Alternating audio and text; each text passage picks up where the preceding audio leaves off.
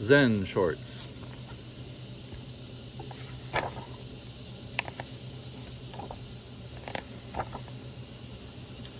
Michael, there's a bear outside, said Carl. A what? Said Michael.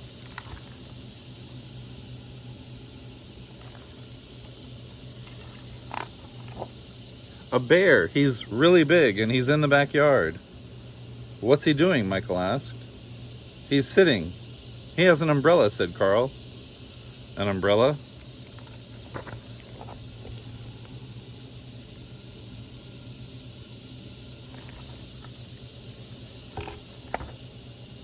By the time the boys got outside, their sister Addie was already talking with him. I'm sorry for arriving unannounced, said the bear. The wind carried my umbrella all the way from my backyard to your backyard. I thought I would retrieve it before it became a nuisance. He spoke with a slight panda accent.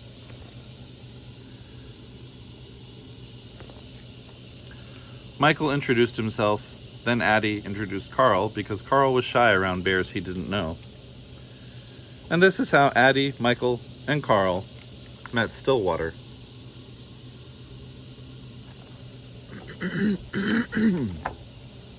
The next day, Addie went to have tea with Stillwater.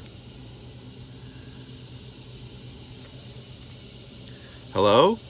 Addie said as she stepped inside. Come in, a faraway voice called. Then she heard the voice say, Oh yes, come out, come out. Stillwater was in the backyard.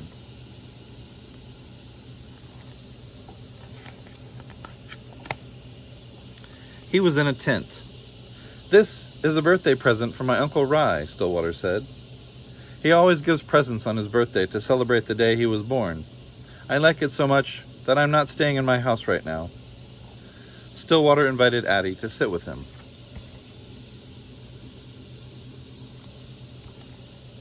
You brought me some cake, Stillwater said. That was very nice of you. Is it your birthday, he asked. No, said Addie. It's not mine either, said Stillwater, but let me give you a gift for my uncle's birthday. I will tell you a story.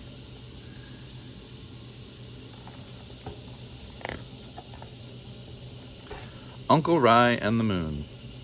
My Uncle Rye lived alone in a small house up in the hills. He didn't own many things. He lived a simple life. One evening he discovered he had a visitor. A robber had broken into the house and was rummaging through my uncle's few belongings. The robber didn't notice Uncle Rye, and when my uncle said, hello, the robber was so startled he almost fell down.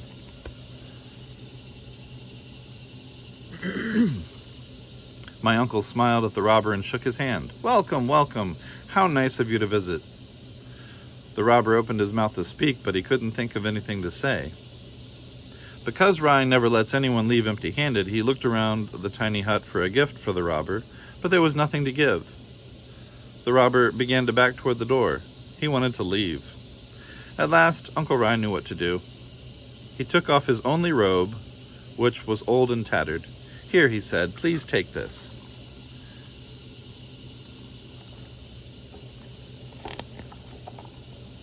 The robber thought my uncle was crazy. He took the robe, dashed out the door, and escaped into the night. My uncle sat and looked at the moon, its silvery light spilling over the mountains, making all things quietly beautiful. Poor man, lamented my uncle. All I had to give him was my tattered robe. If only I could have given him this wonderful moon.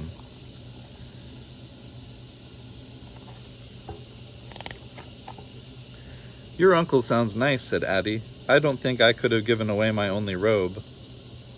I know how that is, said Stillwater. But there's always the moon.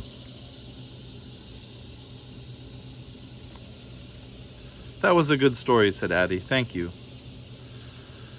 And this is good cake. Thanks, said Addie. I made it myself.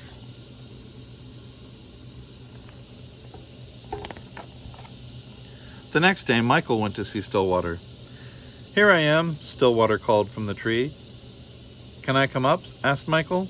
If you're careful, said Stillwater.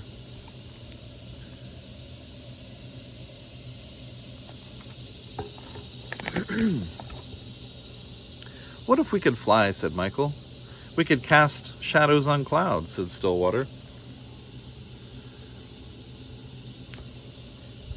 But what if we fell, said Michael. If we fell, we might break something, said Stillwater. That would be bad, said Michael. Maybe, said Stillwater. Maybe, said Michael.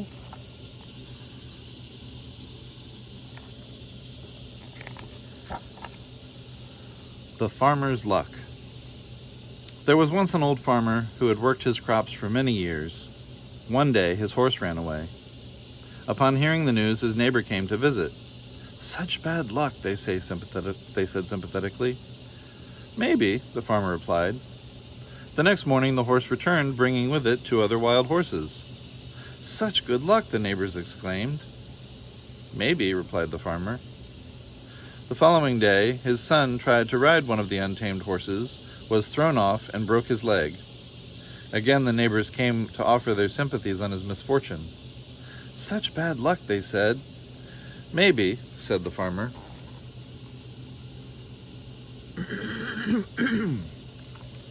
The day after that, military officials came to the village to draft young men into the army to fight in a war. Seeing that the son's leg was broken, they passed him by. Such good luck, cried the neighbors. Maybe, said the farmer.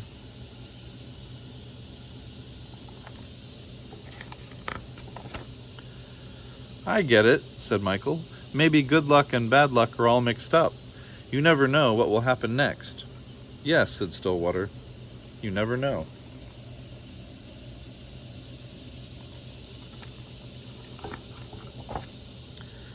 The day after that, Carl went to visit Stillwater. Michael said I couldn't bring over our stuff to go swimming.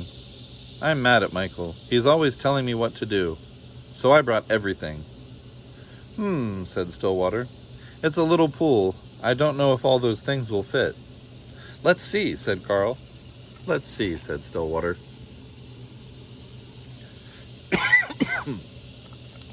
Stillwater looked at the pool. The things can go swimming, but we can't, he said. I brought too much stuff, said Carl. That's okay, said Stillwater. I'll help you carry it home later.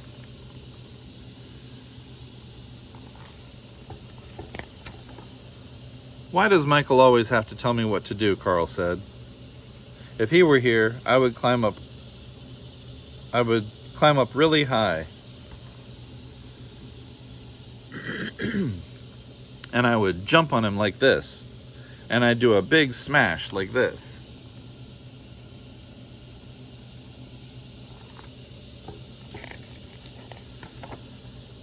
Later, Carl and Stillwater had tea. Carl, said Stillwater, you spent the whole day being angry with Michael. Did you notice how much fun we had? Carl watched the steam rise from his cup.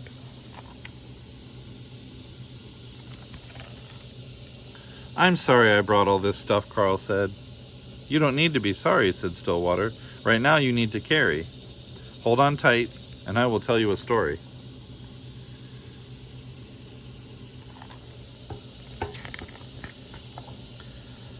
A heavy load.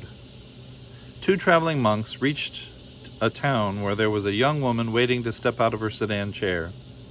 The rains had made deep puddles, and she couldn't step across without spoiling her silken robes. She stood there, looking very cross and impatient. She was scolding her attendants. They had nowhere to place the packages they held for her, so they couldn't help her across the puddle.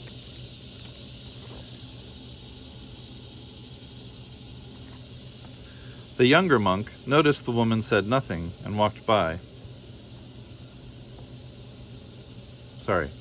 The younger monk noticed the woman, said nothing, and walked by.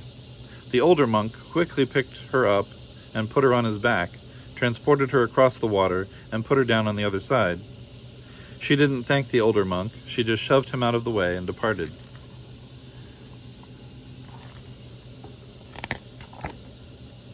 As they continued on their way, the young monk was brooding and preoccupied. After several hours, unable to hold his silence, he spoke out. That woman back there was very selfish and rude, but you picked her up on your back and carried her. Then she didn't even thank you.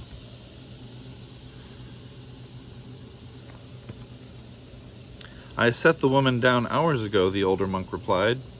Why are you still carrying her?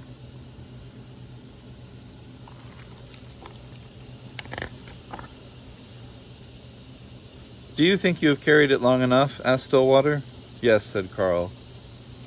Good, said Stillwater. And this is how Addie, Michael, Carl, and Stillwater became friends.